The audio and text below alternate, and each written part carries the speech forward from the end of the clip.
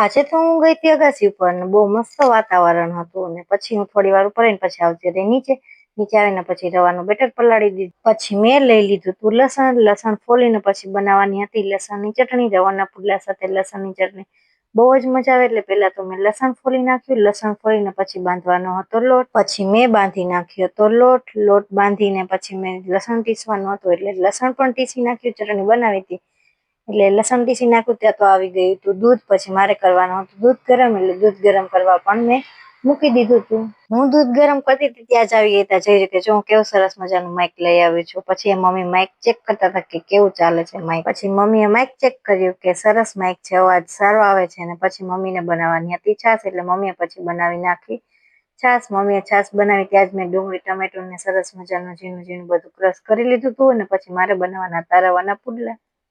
ડુંગળી ટમેટું મરચું અને ગાજર નાખીને મીઠું નાખીને પછી સરસ મજાનું બેટર હલાવી નાખ્યું ને પછી મેં મૂકી દીધી તવી ગરમ કરવા. તવી ગરમ થઈ ગઈ એટલે આપણે સરસ મજાના પુડલા બનાવવાનું પણ ચાલુ કરી દીધું. ને મમ્મીને જેવી બેસી ગયા હતા જમવા. વિડીયો ગમે તો લાઈક કરી દેજો. મોર મિની બ્લોગ જોવા માટે ચેનલને કરી દેજો સબસ્ક્રાઈબ.